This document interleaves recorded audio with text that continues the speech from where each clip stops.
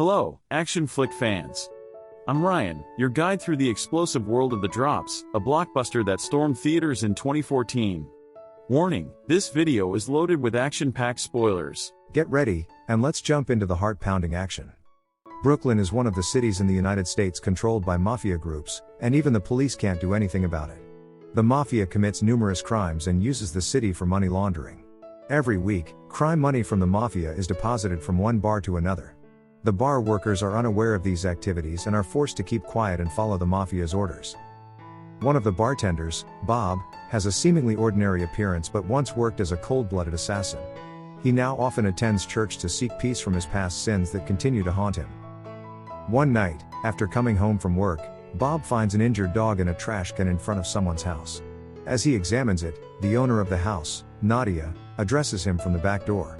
Nadia initially suspects Bob is going to rob her house but, upon seeing the injured dog, asks for his ID card and then invites him inside to tend to the dog's wounds. As they enter the house, someone is seen spying on them from afar. Inside, Bob wonders why Nadia uses the back door instead of the front. Nadia explains that she lives alone and worries about being robbed, so she always locks the front door and never accepts guests. Seeing the dog's wounds, which appear to have been caused by abuse, Nadia suspects its former owner is responsible. She suggests Bob take care of the dog since she is busy with her job during the day. Bob, who has never had a dog before, hesitates and asks for 2 days to decide whether to adopt the dog or give it to an animal shelter. The next night, at the back of the bar, Bob asks Marv what he would think if he adopted a dog. Marv replies that a former cold-blooded assassin doesn't seem like a good match for a small dog. They continue working when suddenly, 2 masked robbers appear. Bob notices one of the robbers wearing a distinctive watch.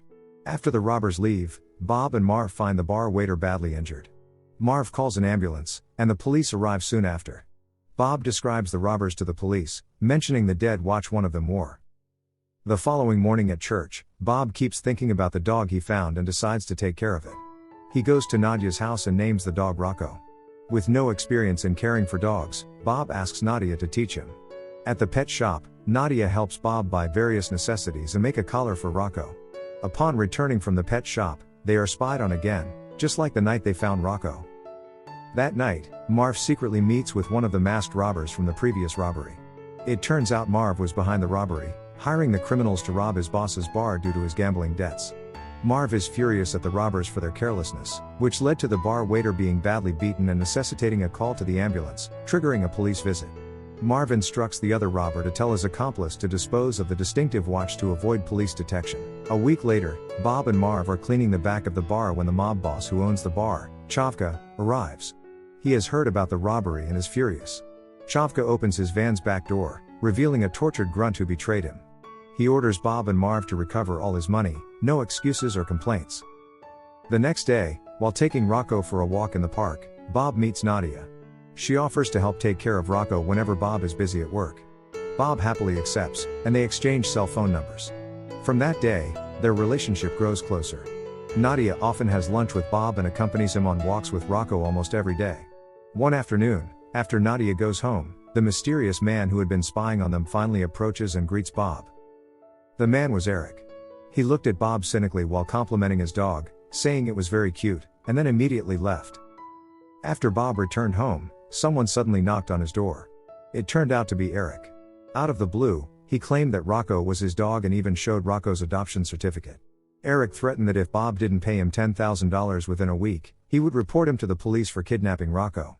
Before leaving, Eric took Bob's umbrella and threatened that he could take Rocco whenever he wanted, just like he took the umbrella if Bob couldn't provide the money by next week. The next afternoon, while Bob and Marv were cleaning up trash, they found a suspicious plastic bag hanging on the fence. When they checked it, they were shocked to see it was filled with the same amount of money from last week's robbery, along with the dismembered hand of one of the robbers, still wearing a dead man's watch. Confused, Marv ordered Bob to get rid of the hand before the police found out. Inside, Bob looked confident dealing with the situation. A common person would not dare, given his background as a former cold-blooded assassin. He didn't hesitate to wrap the hand in plastic. Just as he finished, Eric suddenly came into the bar and asked for a drink, but Marv immediately kicked him out, saying the bar wasn't open yet. Luckily, Eric didn't see what Bob was doing in the back. Afterward, Marv told Bob to dump the hand in the harbor. He brought Rocco to avoid suspicion. At the harbor, Bob checked around to be safe and dumped the hand when no one was watching. Just as the hand sank, a policeman handling the bar robbery case passed by and greeted him without suspicion. The policeman asked if Bob knew a man named Eric, as Eric was recently in prison for murdering someone at the bar where Bob worked. Unfortunately, Eric had to be released due to a lack of evidence, and the police continued their investigation elsewhere. That night, Marv was seen meeting one of the surviving robbers. Marv offered him a job to rob the bar again, but the robber refused, not wanting a tragic death like his friend. Unbeknownst to the robber, Marv had killed his friend because of Chapka's threat. Marv then explained his plan to escape without Chapka finding out, but the robber still refused. Eventually, Marv had to kill him to keep the robbery plan secret and prevent any information from leaking. After ensuring there were no witnesses, Marv ran away. The next day, Bob went to Nadia's house to leave Rocco before going to work. He told her about Eric claiming to be Rocco's owner. When she heard Eric's name, her expression changed.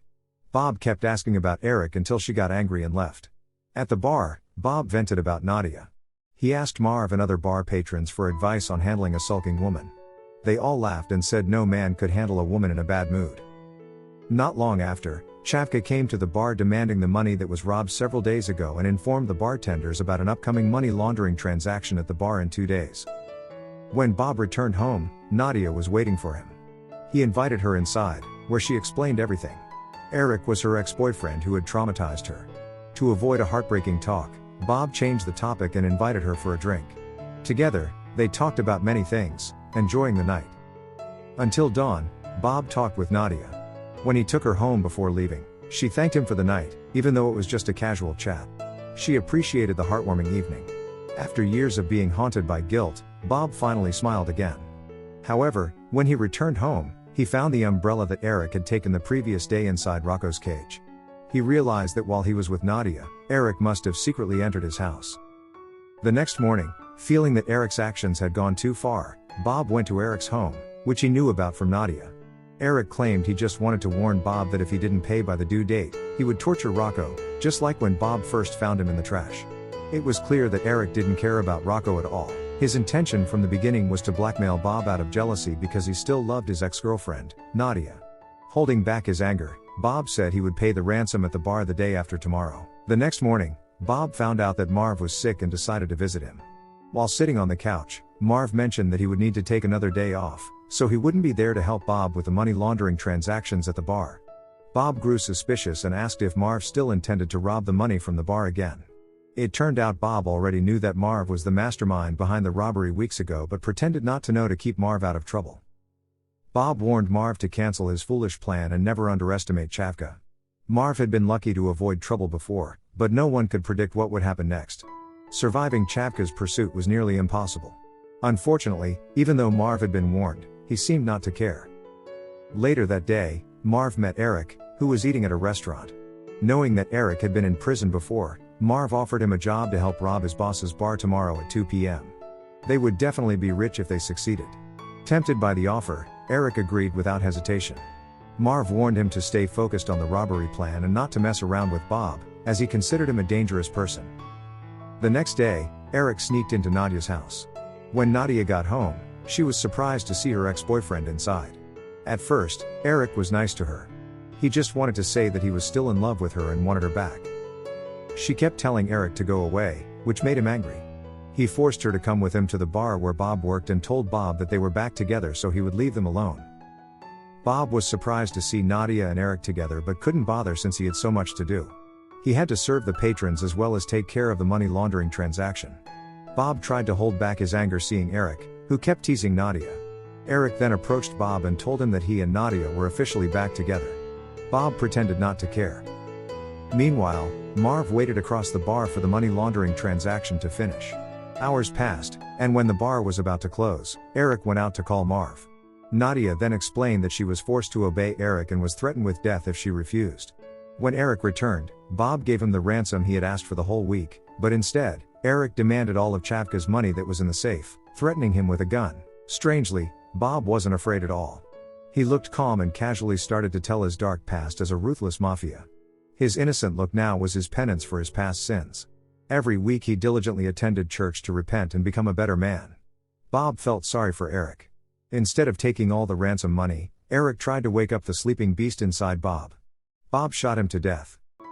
Seeing the man she loved kill someone right in front of her, Nadia was shocked. Bob tried to explain everything and asked her to go home. It turned out Chavka already knew Marv's robbery plan all along and had one of his men kill Marv while waiting for Eric to come out of the bar. The man shot Marv on the spot. After cleaning up Eric's dead body, Bob contemplated all he had done. Since the shooting incident, Bob had never seen Nadia again. Even though Chavka had completely promoted Bob to manager of the bar to replace Marv, it didn't make him happy. Every time he washed his hands, he felt the guilt crawling inside him, hurting his heart even more. One day, he couldn't hold his feelings any longer. He visited Nadia because he missed her so much. He asked her to take a walk with him and Rocco. He told her to choose, go inside and prepare herself to walk with him or stay inside and never see him again. She went inside her house without saying a word. Seeing the woman he loved walk away, Bob felt heartbroken. He was afraid that Nadia wouldn't come back, which meant he would have to leave her forever. Bob waited there, standing still, until finally, he heard the sound of Nadia's shoe.